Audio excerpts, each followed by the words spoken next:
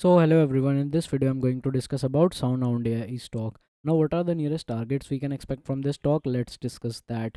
Today if you see, the stock is up by 5.5% and currently it is trading at $11.43. And here if you see, the stock has now came around its resistance price, that is $11.64. This is a strong resistance price for this stock. Now why I'm saying this? So because if you see around this price previously, the stock has faced some difficulties going up here, and every time when it came around this price, it has always rejected. So if we get a breakout of this level of $11.64, if we see closing above this price today, if that happens, then we can expect the first target of $12.9. This can be your first target here.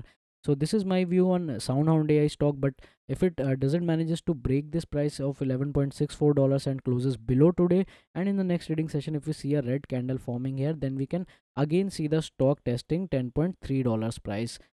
This can be the target for downside then in this setup. So this is my view on SoundHound AI stock. I hope you find this information valuable, and if you do, then please hit the subscribe button, and I will see you in the next video.